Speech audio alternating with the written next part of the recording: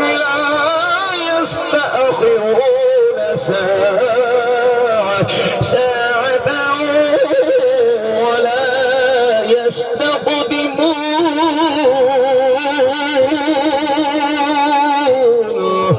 خالق کائنات نے فرمایا ہر خاندان واسطے، ہر قبیلے واسطے، ہر انسان واسطے، ہر امت واسطے وقت اجل متعین ہے.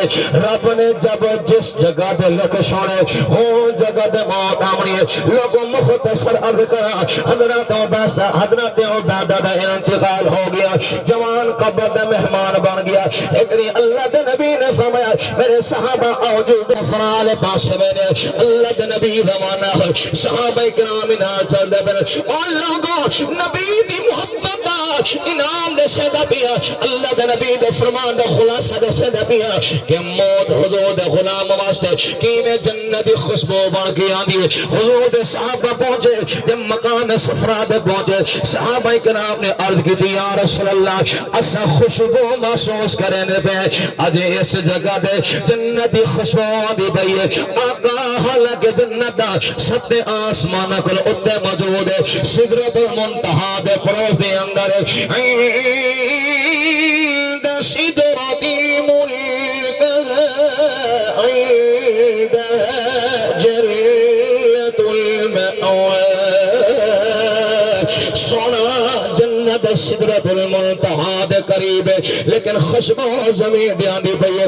اللہ دے پاک نبی نے فرمایا میرے صحابہ کیا تو سدے دنی میں ذرا خواب کرو اے دا مقام ہے جتھا کر میرے عبادہ دی قبر موجود ہے. میرے عبادہ دی قبر جو میں نبی دی محبت انعام دی صورت اندر جنت دی خوشبو پئی آندی ہے. اور لوگوں معلوم ہویا تیرا بندہ حضور دی محبت تر بنے سر تے کہ اندر کل سنگاں دی ہے سے موجود ہوئے روحانی طور میاں او پاک صاف سترہ ہوئے خالی آئی بئی شئی نہ کرندہ ہوئے خالی لفظاں دے علم رکھیدہ ہوئے بلکہ دلڑی یاد روح نال وابستہ ہوئے دلڑی حضور دے قدمہ نال وابستہ ہوئے. خدا دی قسم یاد بجائے شاعر پکار اٹھا کہ زمین میلی نہیں ہوتی زمن میلا نہیں ہوتا محمد کے غلاموں کا کفن میلا نہیں ہوتا.